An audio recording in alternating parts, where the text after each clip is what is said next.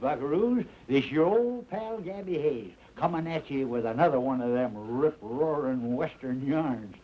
You're darn tootin'. Yes, sirree, Bob. I guess you buckaroos think I've been crying, huh? No, I just got a little dust in my eye. Oh, speaking of crying, you know, that reminds me of an old uncle of mine. Weeping Willie Hayes, he was known as.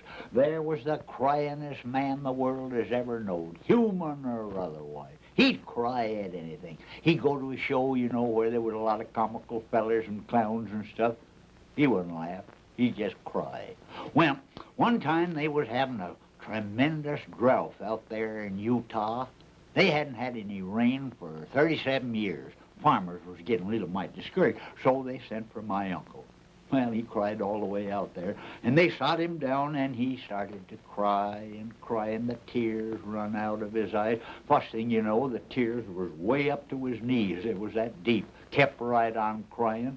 Well, it wasn't long, I'm telling you, before they come right up to here, and he had to swim out of there in a hurry to get drowned. Well, he swum to shore, stood up and looked around, and there was a great big body of water. You want to know something? It's right there to this very day. Folks calls it the Great Salt Lake. Yes, sirree, Bob. Our yarn today is about a fire that was starting to blaze between two groups of honest folks. Of course, they didn't know the wind whipping it up was being blowed by a gang of outlaws that wanted them both burned.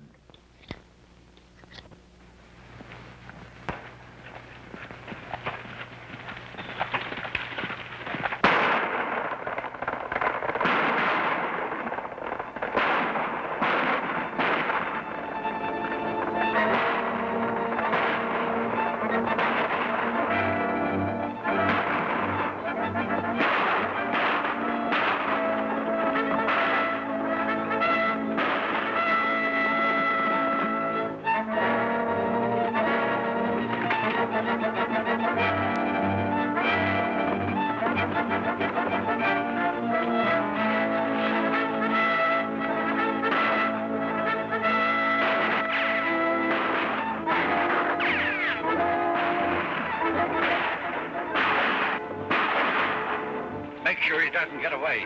He may have recognized me. Right, let's separate.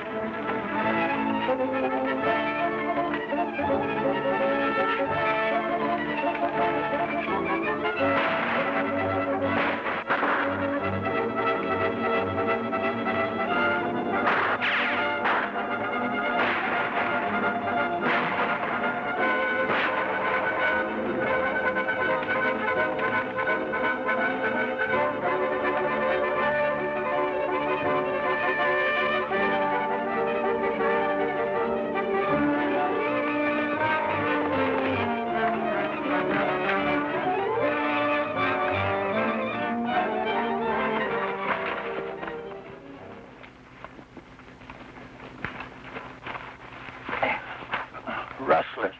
I surprised them. You know who they were? Yes, one of me.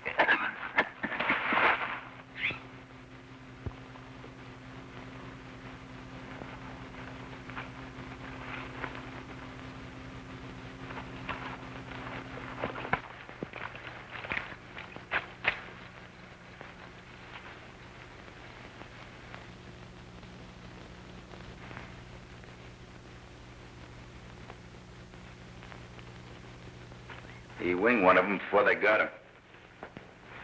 You still can't prove who owned it. It's no different than any other 44. That's right. But if someone should come in here with a sore arm wanting to buy a gun, it might prove something. I think I better check this in.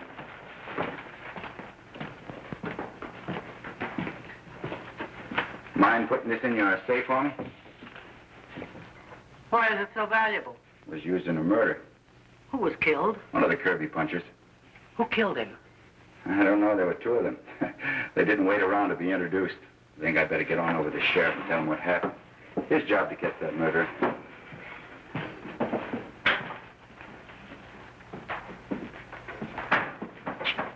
He'd better call the army instead of the sheriff. That killing's apt to bust this valley wide open. Yeah. Oh, God. I'll have to stop that. Taking on a big job for a little man.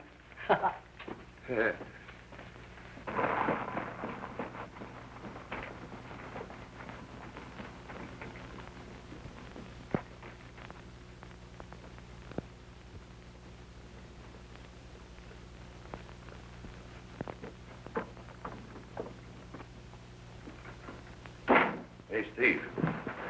I just ran into trouble with one of Kirby's punchers. Did he get a good look at you? Well, it makes no difference whether he did or not. He won't tell nobody nothing. Someone happened along, and I think it was that stranger Billy Carson. But I don't believe he was close enough to recognize anyone. We can't have any guesswork on anything like that. Well, I just passed him on the street, and he didn't act like I looked familiar. Well, I'll sound him out and see what he knows. Where's Bart? Well, that puncher winged him, so he's staying up at the shack until his arm gets well. I'm going to take him up some grub. It wouldn't be a bad idea if you stayed up there, too, until I find out how things stack up. Yeah? Well, I'll think that over. Well, that's it, Sheriff. I'm sorry I can't give you a better description of the killers. Oh, this belly's a powder keg, and I've been walking a tightrope trying to keep the peace between the farmers and the cattle outfits. Hello, Sheriff. Something wrong? Murder, that's all. One of the Kirby punchers. Who got him? I wish I knew. You coming with me? No, I told you all I know, Sheriff. Told you where it happened. You can read the trail signs. No reason for me to go along. None of my business from now on. Okay, I can't ask you to risk your hide if you don't want to. I won't have any trouble getting a posse.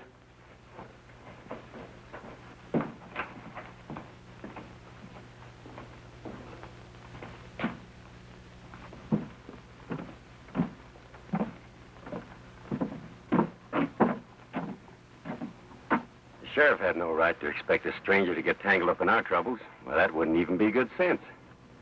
Yeah. Man might get himself hurt. That's right.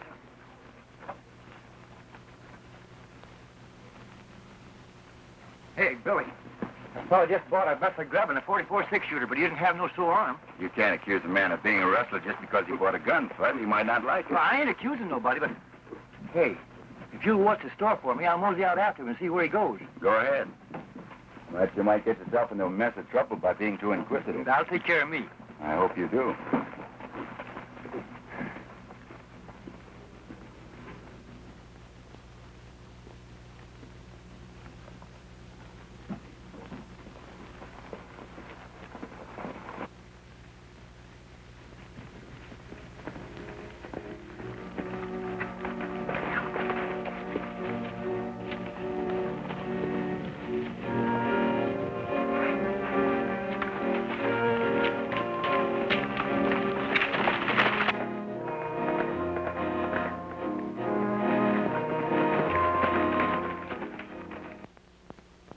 Billy's partner hit the trail, but it led nowhere. In the meantime, Steve Kinney's men was bloodying up the trail whenever they could.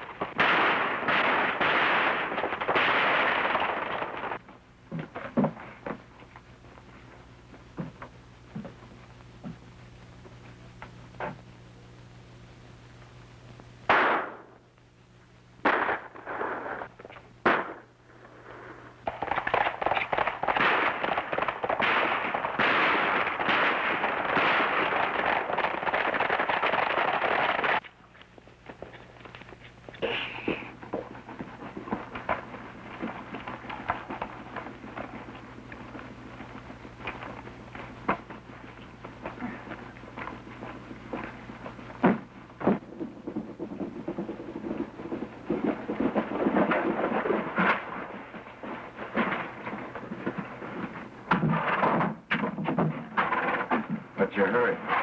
You better stand aside, fella. We've got a job to finish. You might be wrong. They claim I was mixed up in the murder of that Kirby puncher. I was lucky to escape with my life. You sure were. Now you've got a law court here where this can be settled fair and square. And that's the way it's going to be. Well, the sheriff ain't doing nothing about the rustling and killing that's been going on. I think it's about time we got some action. Hey, you heard what the man said. Hey, Billy, there's the fellow that bought the gun. You notice he's only wearing one. You two better be smart and start minding your own business before somebody gets hurt. Anytime you want to give me a word, you can step right up. Yeah, and that goes for me, too.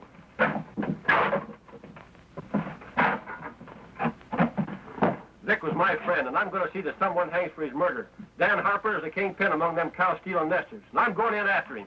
I'm not fooling, Red. I hope you can see this my way, because it'll be a lot better for all concerned.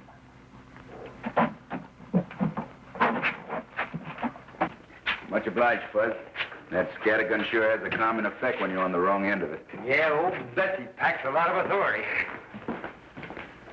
How do you feel, Dan? Oh, I'll be all right.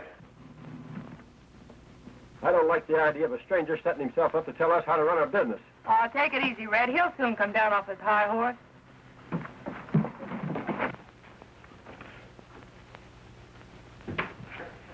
Uh-oh.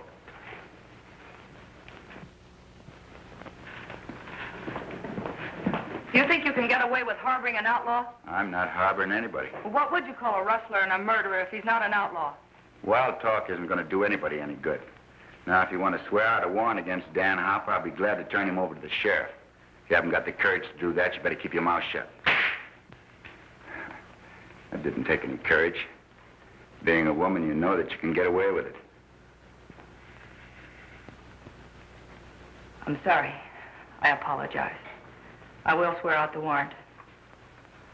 That suits me fine. I'd like to see you prove something against me. Let's go to the sheriff's office. He's out of town. All right, have me locked up until he gets back. Can I have your word for it? Those fellas outside won't cause any trouble? You can? That's all right. Let's get going.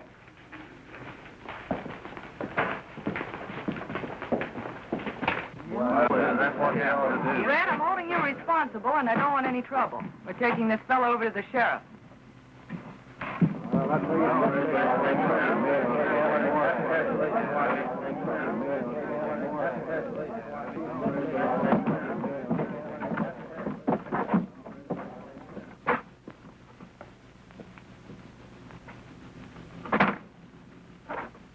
I want you to lock Dan up. Miss Kirby there will swear out a warrant when the sheriff gets back. It's not much of a farmer, Dan, but I'll keep an eye on your place for you. Well, I don't know how to thank you, Billy. Don't try. You'll be all right here till we get things straightened out. I'll send over a doctor to patch you up. Thanks.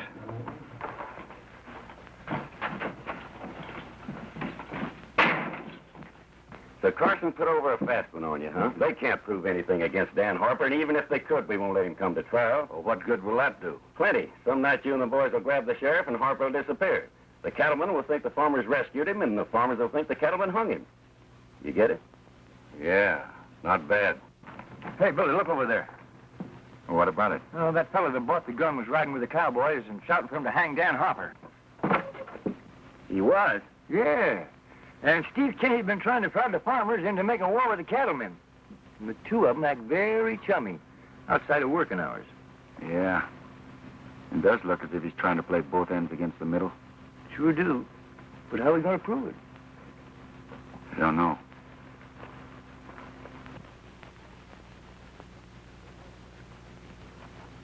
There's some unfinished business between you and me. Why don't you get that chip off your shoulder, Red? I'm not mad at you. Well, that makes this your lucky day. And watch your step. What'd you say? You can't open your mouth without getting your foot in it, can you?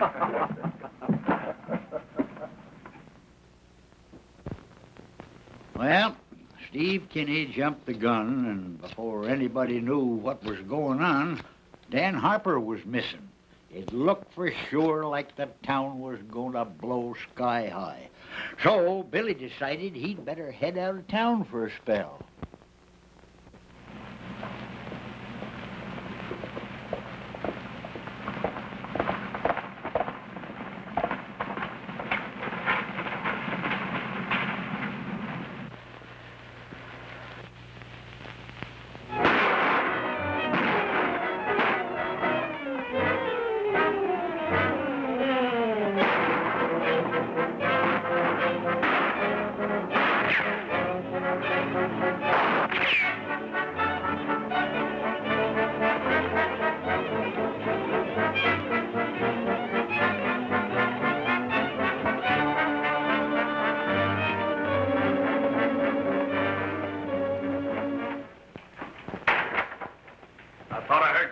about up there? Ah, there's nothing to worry about. You're just jumpy from staying up here alone. Maybe so, but I'm glad to have company.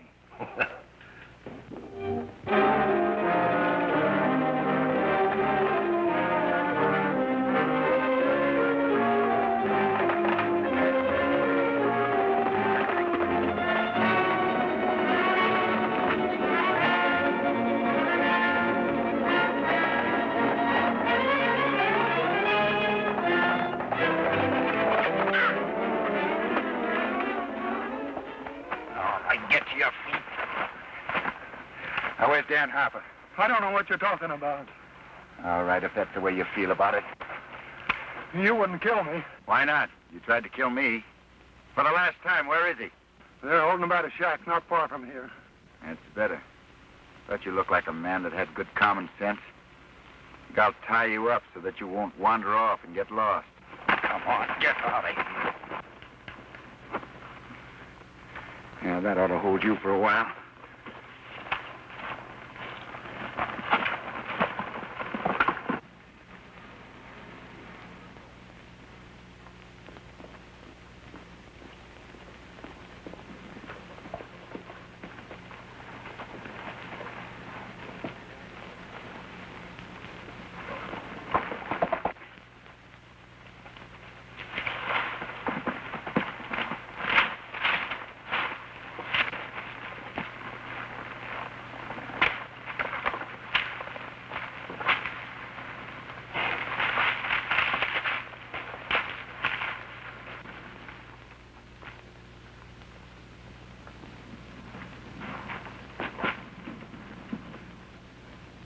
So you're the one who's at the bottom of all this trouble? Sure. Cattlemen don't love nesters, so it's easy to lay suspicion on you fellas. You talk. What's the difference? He won't be repeating anything he hears.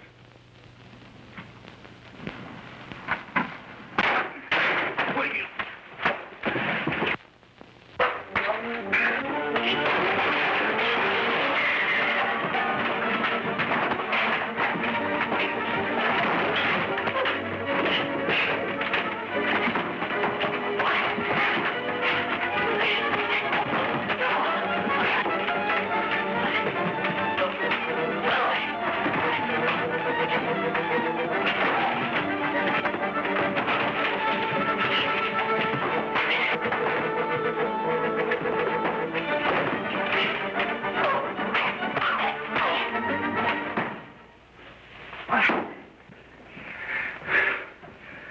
I need you in town, Dan. Well, maybe you think I won't be happy to go with you.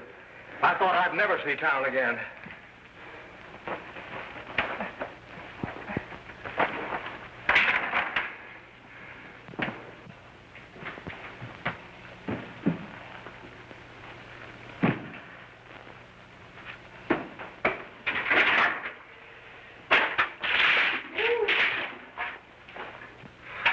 Come on, get up on your feet.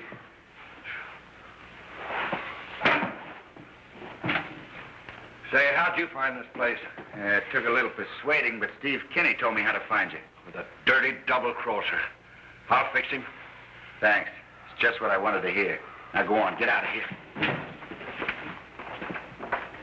If those nesters think they can make fools of us, they've got another thing coming. There's a bunch of them over in the store, and I'm in favor of having a showdown right now. Just a minute. Just a minute. It's my job to keep the peace here, and I won't have that kind of talk. There's no sense in causing useless bloodshed. Hey, what's the idea? Take it easy, Sheriff. We just want to get you out of harm's way, that's all. Wait a minute. Take your hands off of me. You understand? Take your hands off of me. Take your hands off of me.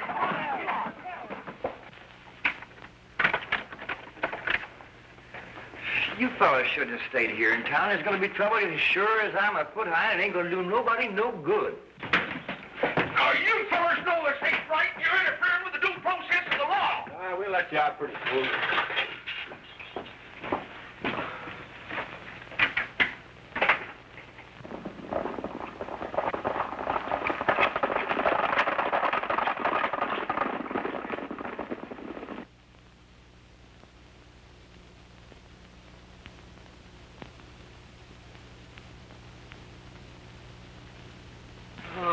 Where's Billy?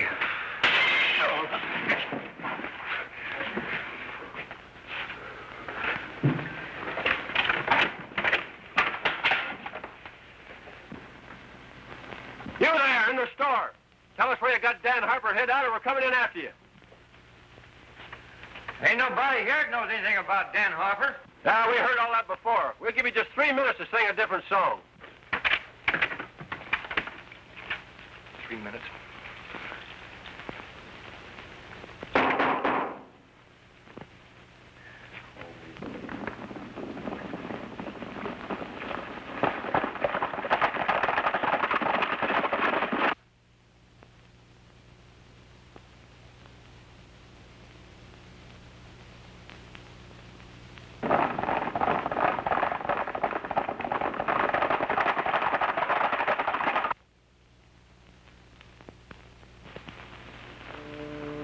We're all set whenever you give the word. Just 1 minute more.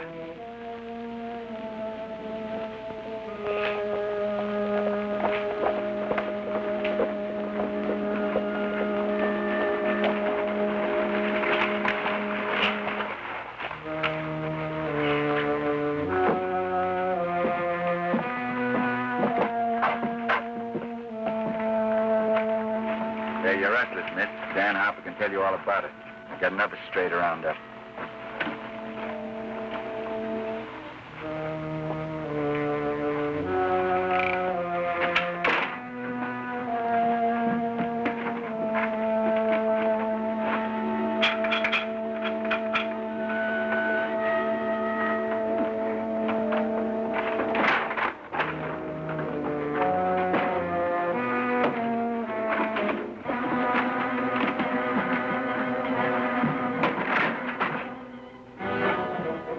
What's your hurry, Kenny? Why, Your friends want you to join them at the jail. They told us the whole story. If you don't mind, I'll take that. Sure, why not? You ain't got nothing on me.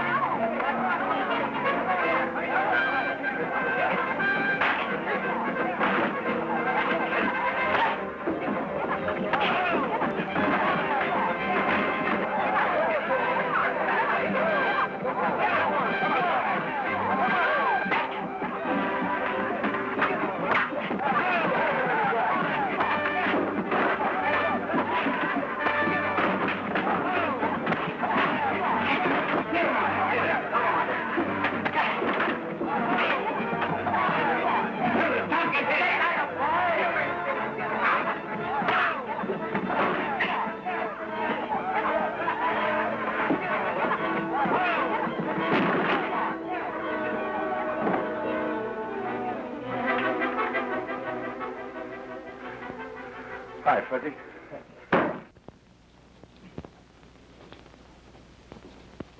Well, that was quite a yarn.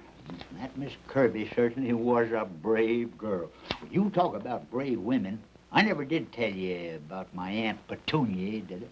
She was the first lady sheriff in the country, and was she rough and tough. Why, she used to powder her face with gunpowder and curl her hair on bullets. Talk about a loud voice. She let a yell out of her in Sacramento, California, and you could hear her all the way to Altoona, Pennsylvania. Yes, sir. Well, one time there was a bunch of outlaws, and they was holed up in their hideout. My aunt went down there to arrest them. She stood out of the hideout, and she let one yell out of her, and that building started to tremble. She let another yell out of her, and it collapsed. Another yell, and the buildings in the town started to shake. One more, and the whole county started to shake and rumble and roar. And you know what happened? That's what caused the San Francisco earthquake. Yes, sir.